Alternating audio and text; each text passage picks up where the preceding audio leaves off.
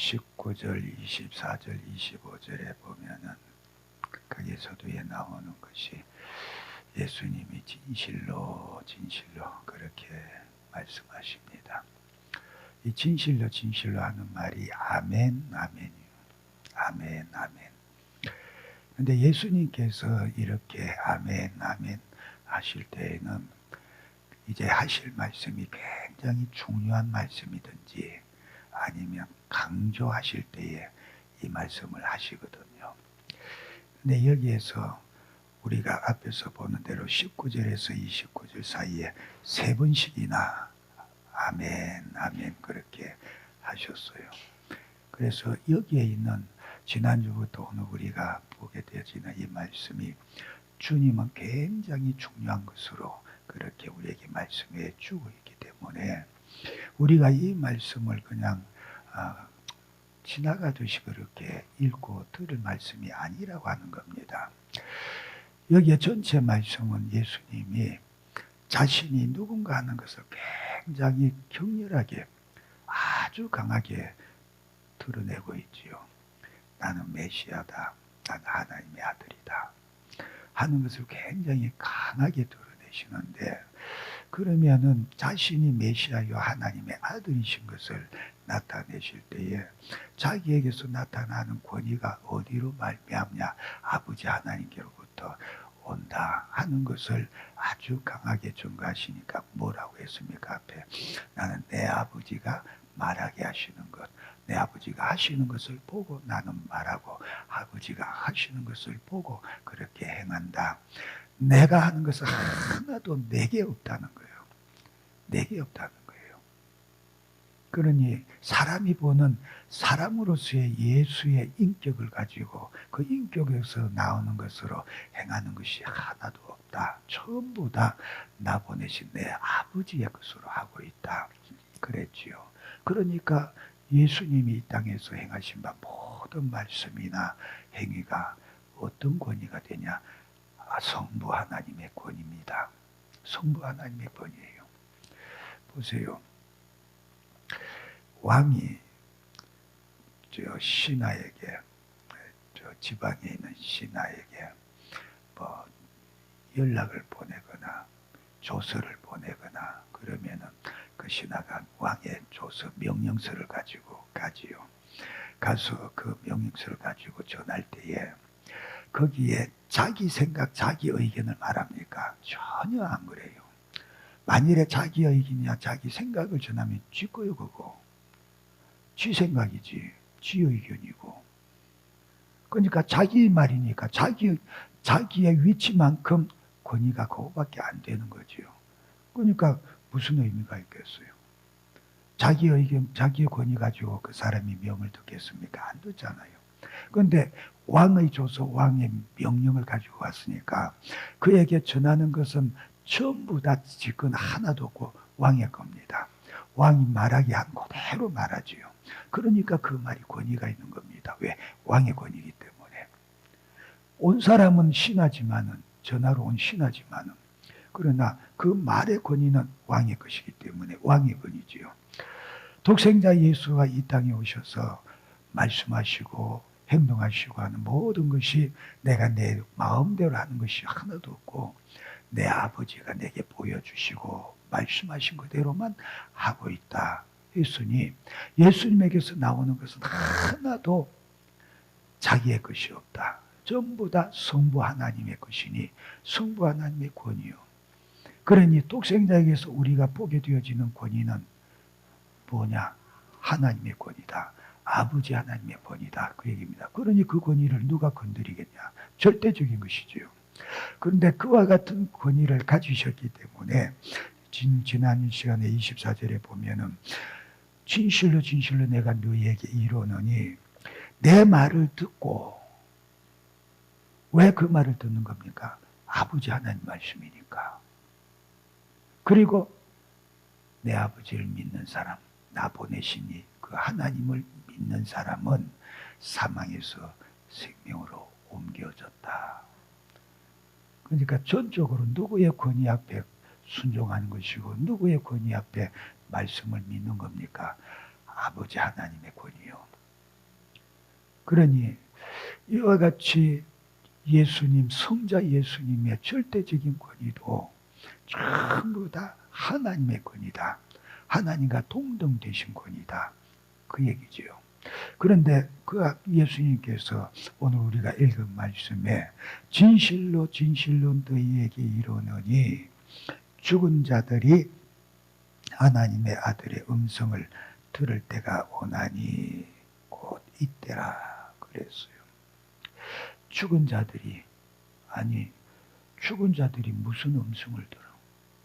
죽은 자들이 뭘 들을 수가 있어요? 근데 죽은 자들이 하나님의 아들의 음성을 듣는데요. 그럼 지금 누구를 상대하는 겁니까?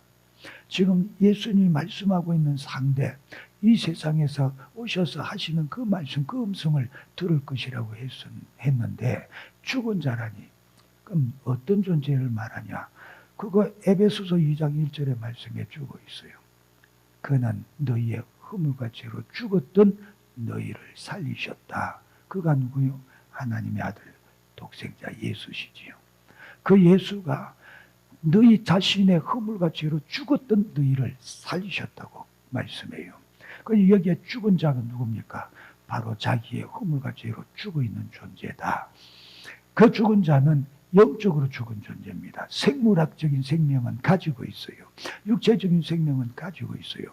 그가 살았다고 까불고 해도 영적으로는 죽어 있는 존재다. 그런데 왜 죽었어요? 뭐 때문에 죽었어요?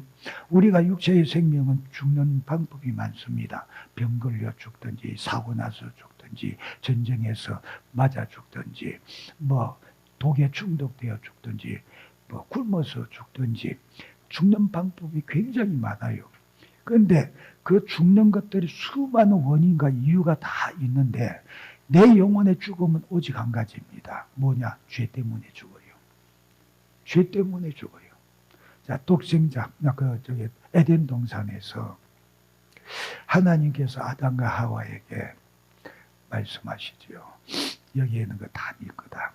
내가 너 위해서 다 준비했다. 마음껏 누리면서 살아라. 축복하셨어요. 그런데 동산 중앙에 있는 선악과 저거는 먹으면 안 된다. 먹는 날에는 반드시 죽어. 정령 죽을 거다. 그랬어요. 근데 하와가 뱀에게 고인받아가지고 선악과 먹었어요. 먹어도 안 죽어. 지 남편한테도 줬어요. 아담이 지 아내에게서 받아서 먹었어요. 안 죽어. 야, 하나님이 거짓말하셨네. 먹으면 죽는다고 그랬는데. 근데 안 죽어. 안 죽으면 안 죽은 건가? 아니잖아요. 먹는 그 순간에 하나님과의 관계가 끊어져 버렸어요. 그가 에덴 동산에서 공급받고 누리는 모든 것이 뭐냐? 전부 다 하나님으로부터 공급받는 거예요. 하나님으로부터 얻는 것들이요. 그런데 하나님과의 관계가 끊어지면 그에게 공급되어지는 게 뭐가 있겠냐? 없어요. 그러면 죽는 거지.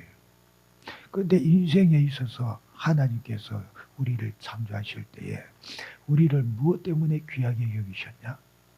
다른 것과는 다르게 우리에게 하나님의 모양과 형상을 따라 생명을 주셨기 때문에, 영혼을 주셨기 때문에, 그것 때문에 우리를 가장 귀하게 여기시고 최고의 사랑으로 사랑해 주시지요. 그것 때문에 만물을 다 지으시고 이건 네 것이다 마음껏 누리라고 축복해 주셨지요. 그런데 그 영혼의 모든 생명과 영혼의 모든 필요가 누구에게서 공급되냐? 아버지 하나님께로부터 공급되어진다. 그런데 그 하나님께로부터 단절되어졌으니까, 끊어졌으니까 그 영혼이 죽었다 그 얘기예요. 죽었다고 하는 것을 명확하게 우리에게 증거해서 직접적으로 말씀해 주는 것이 에베소서 2장 1절이지요. 너희 죄와 허물로 죽었었다. 왜 내 영혼이 죽은 상태냐? 육체적으로는 살아서 뻘뻘거리면서 돌아다니는데 온갖 것을 다 하고 돌아다니는데 하나님 앞에서 너는 네 영혼은 죽은 존재다. 왜? 죄 때문에. 죄 때문에 죽었대요. 죄 때문에. 그러니까 내 영혼은 불멸인데 왜 죽었냐? 하나님과의 관계가 끊어졌잖아. 하나님과의 교제가 끊어졌잖아. 하나님으로부터 외면받고 있잖아. 버림받았잖아. 그러니 네 영혼이 어디 가냐? 영원한 하나님의 원수된 마귀를 위해서 예비되어진 영원한 불못 지옥에 함께 멸망되어지는 존재다. 그러니 죄와 허물로 죽어 있었던 너희들, 인생은 태어나면서부터 다 그와 같은 존재로 태어나고 있다. 그 얘기죠. 그러니까 창세기 4장에도 보면은 아담이 자식을 낳는데 그의 모양과 형상대로 자식을 낳았다. 무슨 모양과 형상이요? 범죄하고 타락하여 죽어있는 모양과 형상으로 지 자식들 낳으니까 그 자식들이 계속해서 죄의 유전을 가지고 죽은 채로 태어나는 거요. 태어나는데 그 영혼은 이미 하나님 앞에서 단절되어지고 외면받는 존재로 태어나니까 이 하나님께서 저주하신 대로 그 인생의 모든 삶의 걸음마다 자취마다 가시와 엉겅퀴를 받고 가는 것 같은 고통이요 눈물이요 괴로움이요 저주스러운 것밖에 없고 질병과 고난과 가난으로 고통받으며 슬픔에 눈물을 흘리면서 갈지라도 마지막 인생의 끝에 가서는 실학이 오냐? 아니 영원한 지옥의 형벌로 고통받게 되어지니까 참 비참하고 비참한 인생이 되고 말았다. 그게 저주입니다. 그게 저주요. 그런데 여기서 헤어날 자가 아무도 없어요. 왜?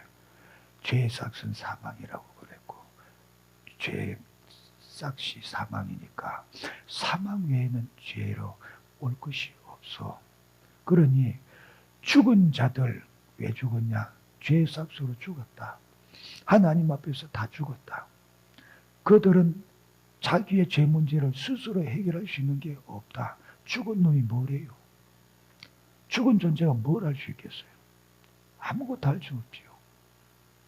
그러니 대책이 있나? 그런 존재들이 이제 하나님의 아들의 음성을 들을 때가 온대요. 그러면은 하나님의 아들의 음성을 들으려면 하나님의 아들의 그분이 존재성이 지금 있어야 돼요. 그 존재함이 계셔야 그 음성을 들을 수가 있지. 왜? 그에게서 음성이 나와야 되니까. 하나님의 아들이 안 계신다면 음성이 있을 수가 없지요. 그의 말이 있을 수가 없지요. 근데 이제 오셨다 그 얘기입니다. 그의 아들의 하나님의 아들의 음성을 들을 때가 오나니 곧 이때라. 지금 왔다 그 얘기요. 지금 현재 왔다 그 얘기요. 누구냐? 독생자 예수. 그분 자신이지요. 그러니 너희는 내 말을 들어야 되고 내 음성을 들어야 된다 그 얘기입니다. 앞에 말했잖아요. 내가 하나님의 아들이라고. 그랬으니 이제 하나님의 아들의 음성을 들어야 된다. 내가 왔잖냐? 왔으니 내 입에서 나오는 내 음성을 너희는 들어야 산다. 그래서 하나님의 음성을, 아들의 음성을 들을 때가 오나니 곧 이때라. 보라, 지금은 은혜 받을 만한 때요 구원의 날이로다. 지금 현재성을 가지고 강조하고 있어요. 지금 이 음성이 들려질 때 빨리 들으라는 거예요. 들려지는 그 음성을 외면하면 어떻게 되겠냐? 기회는 항상 우리에게 주어지는 거 아니에요. 보라, 지금은 은혜 받을 만한 때요 구원의 날이로다. 지금이래요. 지금 음성이 들려지고 있는 지금이래요. 내게 지금 하나님의 아들의 음성이 그 목소리가 들려지고 있는 이 순간이 나에게 주어진 절호의 기회요. 놓쳐서는 안 될 기회다 그 얘기입니다. 그런데 여러분은 주님의 말씀을 듣는다고 하면서 주일에 와서 예배드리면서 주의 음성, 주의 목소리다. 내게 하시는 말씀이다. 사모하면서 귀 기울여 듣고 있습니까? 내가 오늘 이 말씀을 놓치고 듣지 못하면은 나는 죽을 수밖에 없다. 그런 절박감과 위기의식을 가지고 있느냐? 생존 본능을 가지고 정말로 이것을 놓치면 안 된다고 하는 절박함을 가지고 지금 주님을 바라보고 있냐? 아이고, 주일은 늘 있는 것이고 예배는 뭐 1년에 뭐 몇 번씩도 있고 한데 한 번쯤 뭐 어쩌고. 꼭 그렇게 뭐 들어야 되냐. 때로는 아이고 내 마음에 드는 것도 있지만 내 마음에 안 맞아. 내 생각에 안 맞아. 그렇게 해서 대수롭지 않게 튕겨버리고 배타하고 거절하고 그러고 하나님 말씀 듣는다고 앉아있냐? 아니요. 저와 여러분에게 내 육체의 내 생명이 있는 동안에는 하나님은 우리를 외면하지 않으셔요. 우리를 구원하실 기회를 계속 주고 계셔요. 하나님께서 나를 포기지 아니하십니다. 어느 때까지? 내 영혼 불러가실 때까지. 내 육체의 생명을 가지고 이 땅에 존재하고 있는 동안까지. 그때까지는 주님은 우리를 포기지 아니하셔요. 그런데 중요한 게 뭔가 하니까 내가 내 육신의 생명을 유지하고 지켜가는 그 기간을 내가 정할 수 있냐 그 얘기입니다. 아, 나는 120살까지 살 거야. 그때까지는 안 죽어. 그리고 몇 월 며칠 날 죽을 거야. 자기가 정해서 자기가 결정한 대로 그렇게 정확하게 할 수 있으면은 뭐 마음대로 사세요. 그리고 죽기 하루 전에 진실되게 회개하고 십자가에 달렸던 우편의 그 감독같이 그렇게 하루 남겨두고 회개하고 예수 믿고 천국 가세요. 그런데 그게 내 마음대로 정해지냐? 하나님께서 정하시는데 하나님께서 나한테 예고하시고 불러가시지 않으니까 어느 때 내 생명 거둬가실지 내가 모르잖아요. 그러니 지금이다 그 얘기입니다. 우리가 오늘 밤에라도 주님이 내 영혼 거둬가실 계획을 가지고 계시면은 어떻게 할 거예요? 어떻게 하실 거예요? 그럴 리 없다고 누가 자신해요? 그럴 것 같으면은 10대는 왜 죽으며 20대는 왜 죽으며 30대는 왜 죽어요? 자신할 수 있는 게 없어요. 그래서 날마다 잠들기 전에 눕기 전에 기도해야 돼요. 저는 매일 그렇게 기도해요. 잠들기 전에 주님 혹여라도 오늘 밤에 내 영혼 거둬가실 계획이 있으시면 내가 회개치 못하고 사함받지 못한 죄 있으면 십자가 보혈로 다 사해 주시고 부끄럽지만은 천국의 말씀에서라도 꼭 가게 하여 주옵소서. 왜? 내가 내 마음대로 내 생명을 정하지 못하니까 그래요. 내가 내 생명을 내 마음대로 못 정해요. 하나님 손에 있어요.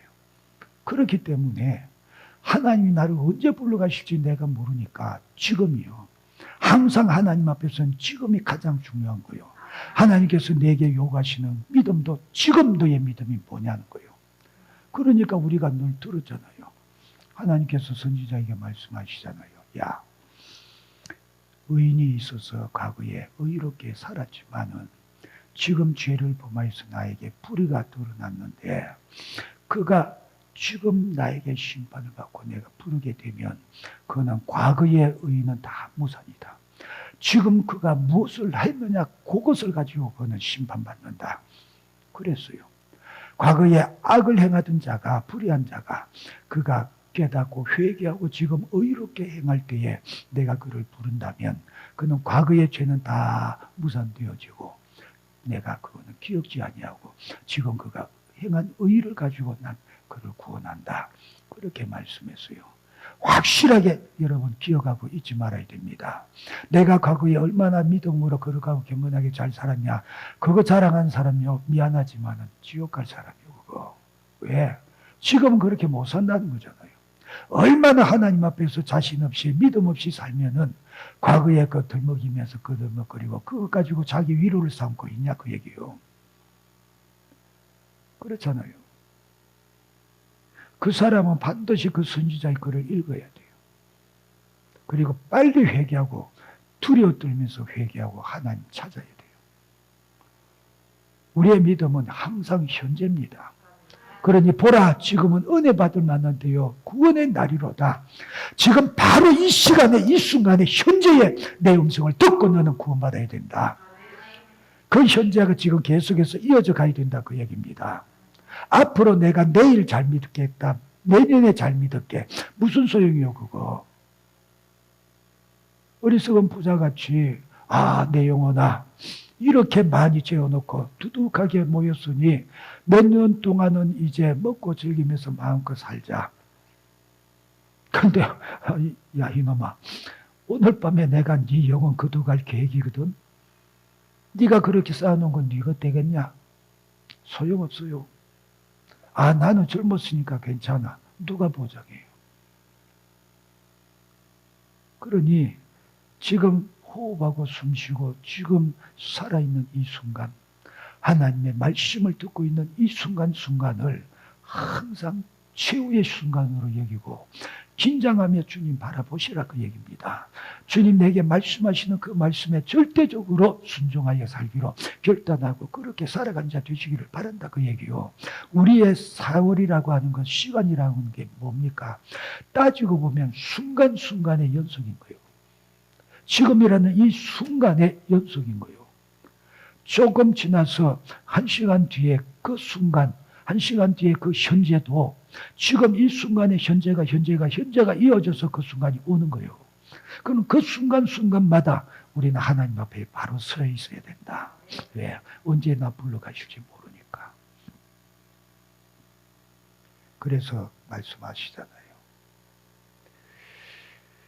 죽은 자들이 하나님의 아들의 음성을 들을 때가 오나니 곧 이때라. 곧 지금이래요. 지금이래요. 그러니 항상 긴장하세요. 하루하루 매 순간마다 하루하루 단위를 생각하지 말고 지금 현재성 초단위로 생각하면서 하나님을 의식하고 살으라 그 얘기예요. 지금이래요. 그러니 보라 지금은 은혜 받을 만한 때요 구원의 날이로다. 내게 기회 주시는 때인 것을 기억하고 말씀 앞에 절대 순종하며 삼자 되시기를 바랍니다. 왜? 지금 내 믿음 가지고 주님은 평가하고 계시니까.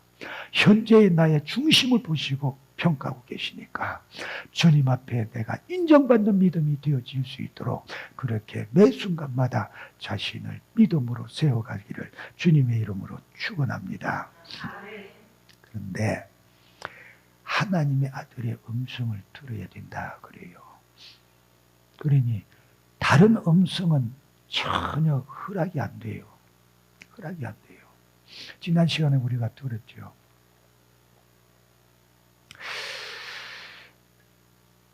믿음은 들음에서 난다고. 누구의 말을 듣느냐가 중요하다고 그랬잖아요.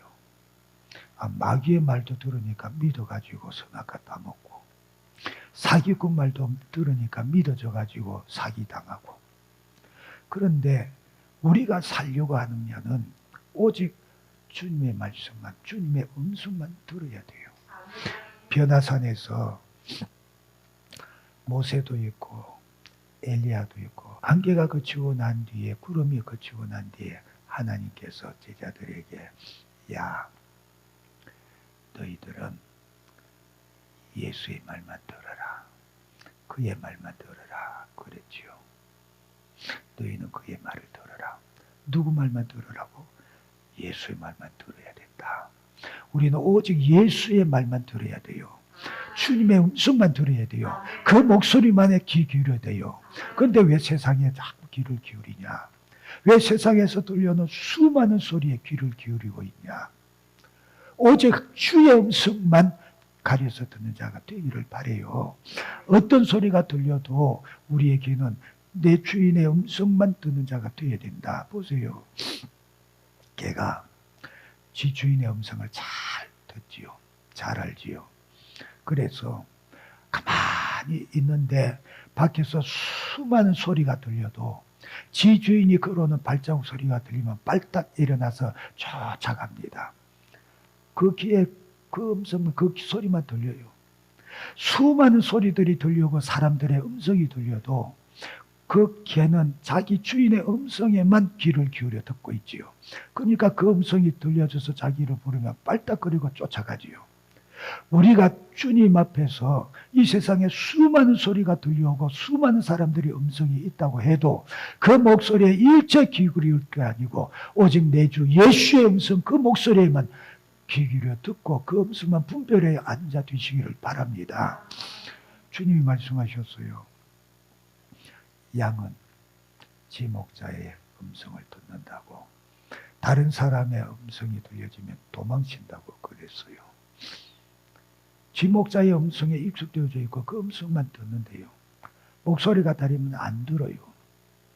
근데 왜 우리가 세상 소리에 귀 기울여 듣고 세상의 수많은 사람 목소리에 우리 귀가 좀 못하게 돌아가냐? 이유가 뭘까? 주님이 말씀하셨어요. 그 이유가 뭔가를. 네가 나를 네 목자로 여기고 있다면은 너는 내 음성 들을 거다. 세상에 수많은 소리가 있고 목소리가 들려도 내 음성에만 귀 기울여 듣고 내 음성을 찾아서 나에게 올 거다. 그런데 너는 나를 목자로 여기지 않고 있기 때문에 이 소리 저 소리 다 귀 기울여 듣잖아. 답이 있잖아요. 거기. 답이 있잖아요. 믿는다고 하는데 나는 주님의 것이라고 그렇게 고백하고 믿는 줄로 나는 여기고 있는데 그렇다면 어찌하여서 나의 심령과 내 영혼이 항상 귀 기울여 들을 것은 내 주 예수의 음성이 그 목소리밖에 없어야 되는데 수많은 소리가 있다 할지라도 그 소리 가운데 가려 들을 수 있는 것 뚜렷하게 그 음성만 내 귀에 들려지고 나에게 와야 되는데 나는 왜 그것을 온전하게 분별하지 못해서 이 소리 저 소리에 기울이면서 기웃하고 기웃거리고 있냐. 아직도 나는 내 주 예수라고 하면서도 예수가 나의 목자시다. 나의 유일한 주시라고 하는 것을 확신하지 못하고 있기 때문에 그렇다. 맞아요, 틀려요. 맞아요, 틀려요. 맞다면은 세상이 뭐라고 하든지 주님의 목소리에만 귀 기울여야 될 거 아니에요. 주님의 음성에만 반응해줘야 될 거 아니에요. 근데 왜 수많은 소리마다 다 반응을 하고 있냐 그 얘기입니다. 안 정해졌어요 아직. 내 목자로가 아직 안 정했다 그 얘기요. 왜 그렇게 내 목자니까 목자는 양에게 유익을 준다. 그런데 세상에 수많은 것들이 다 나에게 유익을 주는 것 같이 여기면서 여기에서 유익 얻고 저기에서도 이익 얻고 여기에서도 내 편함을 얻고 그러려고 작정하고 그렇게 왔다 갔다 하냐 그 얘기요. 그 모든 소리들이 당신의 영혼을 구원하냐 그 얘기요. 아니라고 말하면서도 아니잖아 행동하는 것은.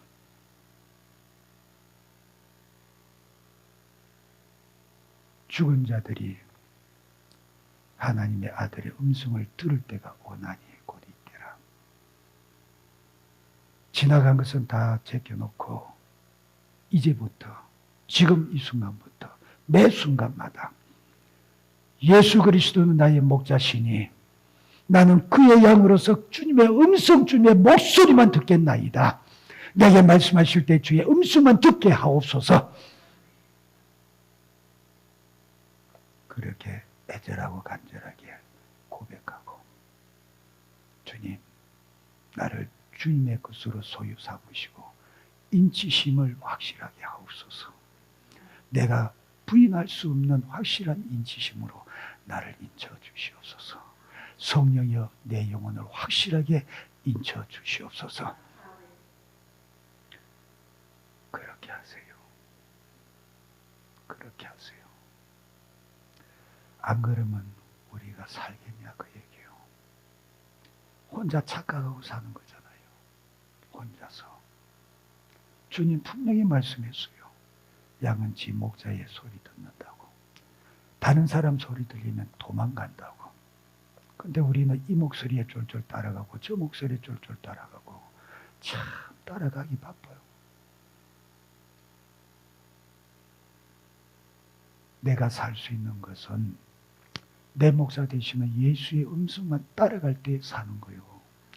그 예수 음성, 그 목소리에 듣고 따라가는 자 되시기를 바라고 곧 이때라고 했으니 지금 이 순간부터 내 목자 되시는 예수의 음성을 확실하게 기억하는 자 되시기를 바랍니다. 그 목소리를 확실하게 아는 자 되시기를 바랍니다. 그 외에는 절대로 내가 이제는 관심치 아니하고 그 음성만 내 마음에 내 귀에 확실히 새겨두기로 확실히 작정하시기를 주님의 이름으로 축원합니다. 그래야 돼요.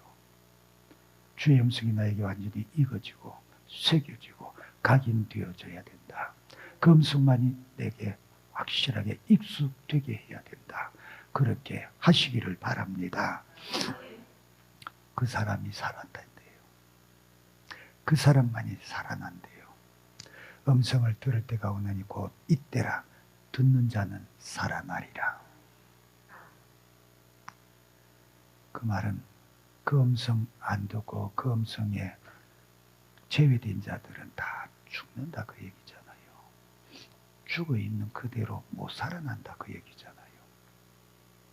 그러니 저와 여러분은 확실하게 산자가 되어지기를 바랍니다. 정말로 그래야 돼요. 안 그러면 얼마나 비참하겠어요. 그러니까 아버지께서 자기 속에 생명이 있음같이 아들에게도 생명을 주어 그 속에 있게 하셨고, 어째서 하나님의 아들 그 음성 그 목소리를 듣는 자가 살아납니까? 생명이 있기 때문에. 그에게 생명이 있기 때문에. 근데 하나님의 아들 그에게 왜 생명이 있냐? 아버지가 자기 안에 생명이 있는 것 같이 아들에게도 생명을 주었기 때문이래. 그 생명을 준 것은 그 생명의 원천이요 생명의 부여자의 권한을 주셨다 그 얘기입니다. 아버지와 아들 외에는 아무도 생명을 줄 자가 없어요.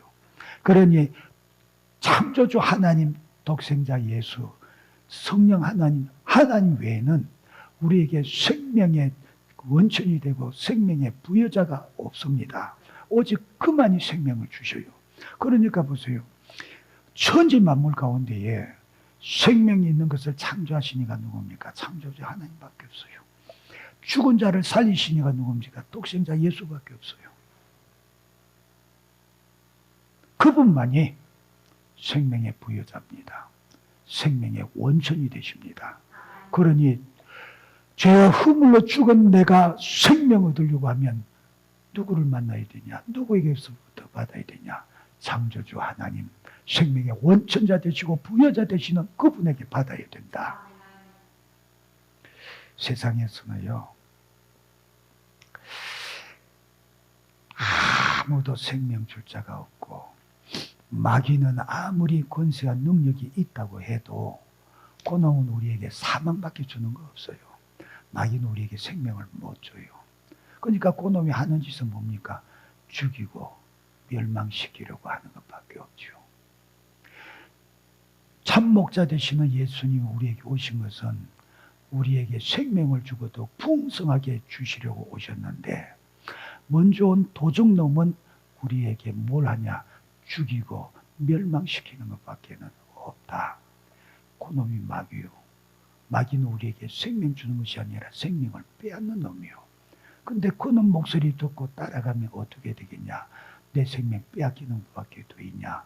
죽은 것들은 뭐 더 이상 볼 것 없고, 예수의 생명을 얻었다고 하는 믿음의 사람이라고 하는 저와 여러분이 혹여라도 그놈에게 속아서 그 음성에 속아서 끌려가면은 어떻게 되겠냐? 그놈이 하는 짓은 내 생명 빼앗는 거예요. 나 죽이는 것이다 그 얘기입니다. 그러니 절대로 저와 여러분은 믿음의 울타리를 떠나면 안 되고, 예수 안에 있어서 그 예수 밖으로 떠나가면 절대로 안 된다. 예수 벗어나지 마시오. 예수 벗어나지 마시기를 바라요. 내가 좀 신앙생활 하다가 조금 지루하니까 쉬었다가 하겠다가 죽기로 작정한 사람이요. 그거 죽기로 작정한 사람이요. 목자가 있는 그 울 안에, 그 바운다리 안에, 영역 안에 있어야 사는 거지, 벗어난 것이 뭘 살겠어요? 죽지. 절대로 우리는 어떤 일이 있어도 믿음에서 벗어나서는 안 되고 교회를 떠나서는 안 된다. 항상 예수 안에 있는 자 되시기를 바라요. 왜? 그에게만 생명이 있고 그만이 나에게 생명을 주시기 때문에 그렇지요. 27절에 또 인자됨으로 말미암아 심판하는 권한을 주셨느니라. 그러니까 성부 하나님께 독생자 예수 그리스도께서 두 가지 권한을 받으신 겁니다. 하나는 뭐냐? 생명을 받아서 생명을 주는 자가 되어지시고, 또 하나는 심판하는 권세가 있다. 심판의 권세를 받으셨어요. 심판의 권세가 우리 주님의 권한입니다. 대단한 권한이요. 우리가 지난 시간에 보다시피 아버지가 심판치 아니하시고 심판하는 권한을 아들에게 주셨다고 그랬지요. 근데 왜 주셨냐? 인자로 육신을 입고 이 땅에 오셨기 때문에 주신 권한이라고 말씀해요. 근데 왜 그러냐? 육신을 입고 오신 이유가 뭡니까? 대속제물로 자기를 죽이기 위해서요. 십자가의 피 흘려 죽기 위해서요. 온 인류의 죄를 다 짊어지고 죽기 위해서요. 그 온 인류에는 예수님 당시에까지의 인류가 아니고 앞으로 심판하여 오셔서 마지막 종말을 이루기까지의 모든 인류를 포함합니다. 그 모든 인류의 죄를 다 짊어지시고 죽으시기 위해서 오셨다. 그 일이 뭘 말하냐?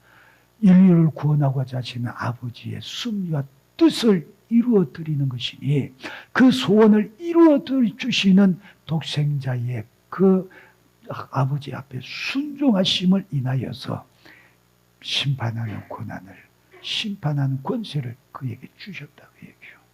아버지의 권세인데 아들에게 그 권한을 주셨다.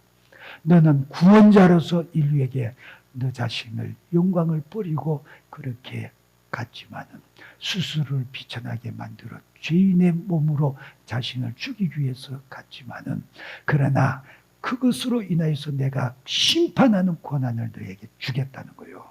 그러니 인류 앞에서 가장 낮아진 자요, 가장 모멸된 자요, 참으로 하나님을 모독한 신성 모독자로 누명 쓰고 죽는 자요, 가장 큰 죄인으로서 십자가의 형벌을 받아 죽는 데까지 낮아지신다 할지라도 그의 권위는 인류를 심판한 심판자요. 그러니 마지막 때에 그 앞에 서는 모든 자들 중에 예수를 십자가에 못 박은 자, 신성 모독자라고 죽였던 자들은 어떻게 되어지겠냐? 그 권위 앞에 어떻게 서겠냐? 최고의 권위를 주셨다 그 얘기입니다. 자신을 낮추시고 아버지의 뜻을 이루기 위해서 자기를 죽이기 위해서 죽기까지 충성하시고 순종하시는 그것을 인해서 심판의 권세를 주신다. 그 권세를 가지신 그분이 이 땅에 오셔서 나는 너희를 심판하려고 하지 아니한다. 나는 너희를 구원하기 위해서 왔다. 그렇게 말씀하셔요. 그런데 구원하러 오신 그분이 심판주시오. 구원하러 육신으로 오셔서 죄를 사시기 위해서, 대속하시기 위해서 오신 것은 구원자로 오셨지만은 이제 성천하시고 장차 재림하여 오실 때에는 무서운 심판주로 오시게 되어지니 그 앞에서 누가 설 자가 있냐? 그러니 구주 되시는 그분에게 순종하여 나아가는 자 되시기를 바라요. 무서운 심판주로 우리 앞에 섰을 때에는, 그때에는 우리에게 기회가 없다. 기회가 없다. 구원자로 오셨기 때문에 우리의 무슨 죄든지 용납해 주시잖아요. 오직 그 피를 믿고 회개하기만 하면 다 용서해 주시잖아요. 그런데 심판주로 오실 때는 우리에게 더 이상 기회가 없고 더 이상 용납함이 없으니, 심판주로 오시기 전에, 심판주이신 그분을 대면하기 전에 구원주로 오신 그분을 사모하고 사랑하며 그 앞에 순종한 자가 되시고, 구원주 되시는 그분의 목소리에 귀를 기울이고 그분에게 순종하는 저와 여러분 꼭 되시기를 바랍니다. 얼마나 무섭고 두려울까 생각을 해보세요. 이를 놀랍게 여기지 말라. 무덤 속에 있는 자가 그의 음성을 들을 때가 오나니 선한 일을 행한 자는 생명의 부활로, 악한 일을 행한 자는 심판의 부활로 나오리라 그랬어요. 장차 심판하실 심판주 앞에 저와 여러분은 어떤 모습으로 서게 될까? 그분 앞에 심판하러 오신 그분 앞에 내가 서 있는 모습을 한번 가만히 생각을 해보세요. 그분 앞에 내 모습이 어떨까 생각해 보시라고. 만일에 그분 앞에 서 있는 내 모습이 잘 보여지지 않고 생각이 안 된다면 정말로 두렵게 여기면서 내가 진짜 예수 믿는 자냐? 내가 정말 하나님의 권속이요 백성이냐? 그거부터 심각하게 따져보세요. 따져보세요. 심판주 앞에 내가 섰을 때에 내가 얼마나 두렵고 떨리며 초라한 모습이 될까? 아니면은 주 예수여 어서 오시옵소서. 기쁨으로 그렇게 부르짖었던 사도 요한같이 바울같이 그렇게 기쁨으로 주님 앞에 설 수 있을까?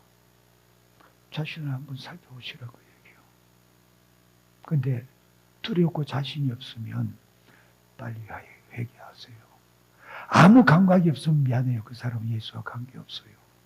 근데 두렵고 떨린다고 여겨지고 내가 내 죄가 무엇일까를 알고 그분 앞에 서야 되겠다고 여겨진다면은 성령이 지금 나에게 그 위기감을 느끼게 해주시는 거니까 빨리 회개하세요.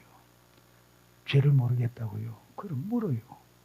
주님 앞에 내가 심판의 대상이 되는 죄, 주님 앞에 회개치 못하고 사함받지 못한 죄가 뭡니까? 깨닫게 해주세요. 알게 해주세요. 보여주세요. 그리고 회개케 도와주세요.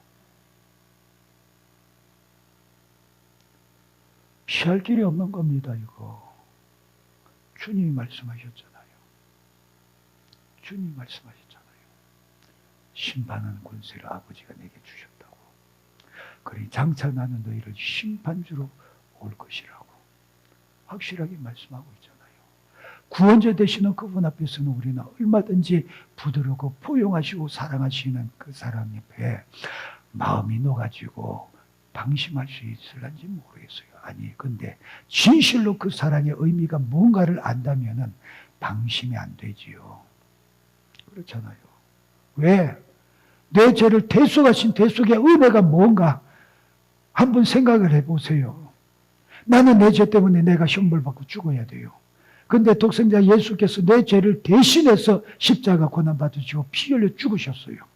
그러면 십자가의 고난 못 박힌 그 고통받기냐? 아니요.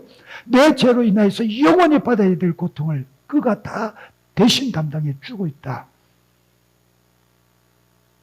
그 고통이 뭔지를 경험해 봤어요? 안 해봤잖아요. 안 해보니까 막연하게 그냥 문자적으로 글자적으로만 생각하고 지나가는 거지요. 그러니 주님의 대속의 은혜도 대수롭게 여겨지지요. 한번 경험해 보세요. 주님께 구해서 경험해 보세요. 주님, 나를 대신해서 내 십자가에 못 박혀 죽으신 그 고통과 괴로움이 어떤 것인지 나로 경험적으로 실감되게 해 도와주시옵소서. 그래서 그 고통이 어떤가를 한번 영적으로 신령한 은혜 가운데서 경험적으로 실감해 보세요. 그러면 우리가 대수롭지 않게 죄범할 수 있을까? 그 고통과 괴로움이 얼마만한 것인가를 경험적으로 실감되어질 때에 차라리 죽는 게 낫지. 죄는 못 범하겠구나. 왜? 이렇게 감당할 수 없는 고통과 괴로움을 주님은 내가 범죄할 때마다 대속해 주셨구나. 피 흘려 주셨구나. 내가 범죄할 때마다 주님은 이 대속의 고통을 받으셨구나. 신앙 양심상으로 그 감당이 되겠냐 그 얘기요. 되겠냐 그 얘기예요. 근데 그게 없으니까 그냥 수월하게 대수롭지 않게 말씀을 이고 살잖아요. 육신정욕대로 살잖아요. 나부터도 그래요. 안다고 하면서도 그렇게 기도하고 구한다고 하면서도 나부터도 얼마나 많은 죄를 대수로 자기 범하고 있는지.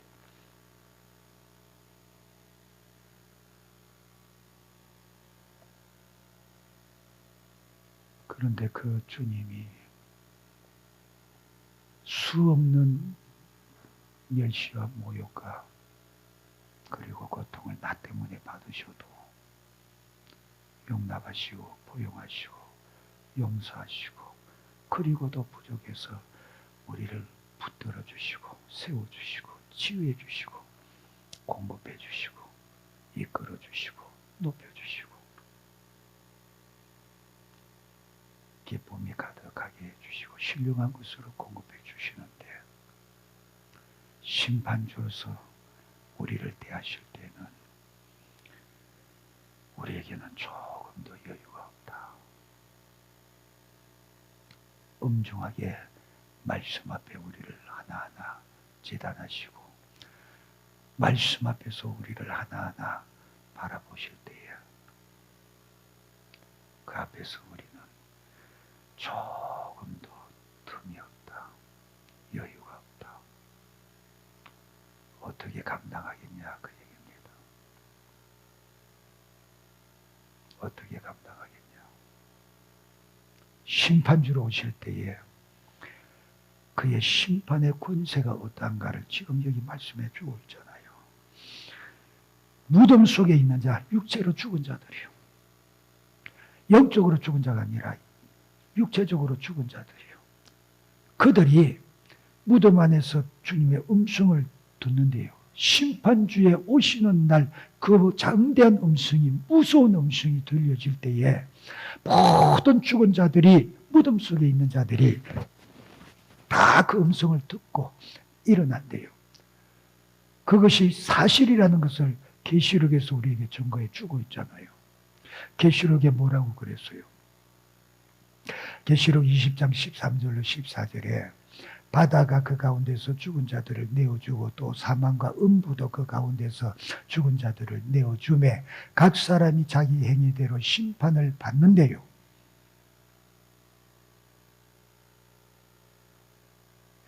바닷속에 빠져서 죽은데 시체도 못 건졌는데 그거 어디에서 삭혔냐고, 부활 때에 어떻게 나오겠냐고. 그래서 무덤에 정성스레 무덤본들 10년 있다가 땅 파봐요. 뺐다고 몇 개밖에 없지. 어떻게 화장하냐고, 부활 때 어떻게 하겠냐고. 왜 부활 못해? 흙인데다. 없는 것 같아도 주님 재림하시는 날 다 일어나요. 음부도 다 시체를 꺼내준대요. 사망도 다 죽은 자를 꺼내준대요. 어느 누구 한 사람 그 심판주 앞에 피할 자가 없고 숨을 자가 없어요. 그리고 그들은 다 여기서 말씀하고 있는 대로 자기의 행위대로 심판을 받는데요. 제외될 자가 누가 있어요? 제외될 자가 누가 있어요? 그러니 얼마나 심판대가 무섭겠냐. 심판주로 오신 그분 앞에 서는 것이 얼마나 두렵고 무섭겠냐. 우리가 영적으로 깨어있고 예민해 있고 정말로 깊은 기도의 자리에 들어간다면은 이것들이 절절하게 감각되고 느껴지게 될 텐데 이것을 묵상하기만 해도 절절히 감각되고 느껴질 텐데 그 은혜를 받았다고 하면서도 살아가면서 육신의 정욕 속에 찌들리고 세상 문화 속에 찌들려서 젖어 있게 되니까 점점 그 감각은 희미해지고 둔해져서 어느덧 희미한 것이 되어지고 지나간 것이 되어지고만이 두려워할 줄 모른다. 무섭잖아요. 잊어버린다고 섭니까? 잊어버린다고 안 오는 겁니까? 와요. 반드시 와요. 그러니 우리가 무엇 때문에 이 땅을 살아가면서 내 육신의 삶 속에서 주님의 권위를 절대적으로 인정해 드리면서 그분의 음성에 귀 기울여 들으며 순종해야 되냐? 심판대 앞에 섰을 때 기쁨으로 서야 된다. 감격으로 서야 된다. 아무개야, 네가 참 충성했다. 내가 너를 안다. 천국에서 나와 영원히 함께하자. 너를 위해서 처소를 예비해 두었다. 내 아버지 집에서 나와 함께 즐기자. 따뜻한 음성으로 나를 맞이하는 그 판결을 받는 저와 여러분 꼭 돼야 되지 않겠냐. 무섭고 두려운 음성으로 준엄하게 나는 너를 알지 못하니 마귀와 그 사자들 위해서 예비해 둔 영영한 불못으로 들어가라. 엄하게 판결하시는 그 음성 앞에 누가 반항하겠으며 누가 아니라고 하겠냐. 그 판결의 대상이 된다면 나는 절망이지 않냐 그 얘기입니다. 지옥에 가서 1억 년 만년 뒤에 1000억 년 만년 뒤에 기회를 준다고 하면 그것만이라도 소망이 될 텐데 그 소망조차 없는 곳이잖아요. 어떻게 하겠냐.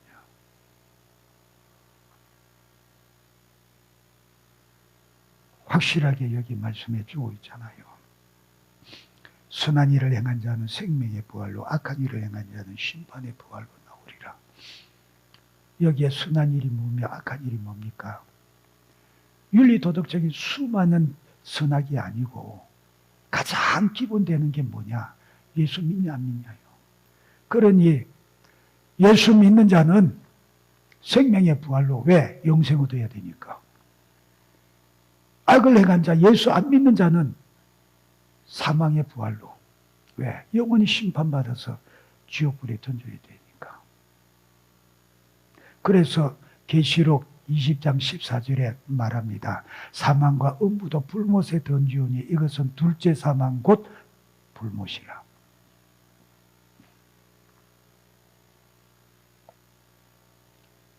피할 길 없는 심판이 장차 우리에게 반드시 있다는 것을 잊지 마시기를 바라요. 그날에 내 영혼을 구원하시기 위해서 십자가 피 흘려 죽어주신 나의 구주 되시는 그분이, 구주이신 그분이 심판주의 이름으로 오신다. 거기에는 누구도 예외 없이 다 심판대 앞에 서게 된다. 예외될 자는 아무도 없다. 나의 구주가 되시는 그분이 그날도 나의 구주로 나의 기쁨이 되고 행복이 되어지기를 바랍니다. 무섭고 두려운 심판주로 심판을 판결받는 자가 되지 않기를 바라요. 내가 믿었다. 예수 믿는다. 아니 그 믿음 지켜가셔라 그 얘기요. 그러기 위해서는 매일매일 매 순간순간 현재성을 가지고 내 구주 되시는 예수의 목소리 그 음성에 귀를 기울여 듣고 그 음성에 귀를 기울여 듣고 따라가는 자가 되고 순종하는 자가 되어져라. 이것이 나의 구원이다. 주여 나로 그리하게 하옵소서. 주의 음성 주의 목소리에 귀 기울여 듣고 그 목소리만 가려 듣고 따라가는 자 되게 하여 주옵소서. 마지막 부활의 때에 주님 앞에 심판주 앞에 서는 그날 여전히 주님은 나의 구주십니다 고백하며 기쁘게 주님을 배울 수 있도록 은혜 베풀어 주시옵소서. 나의 이 믿음 꼭 지키게 도와주시옵소서. 우리 주여 삼창하고 통성으로 기도하겠습니다.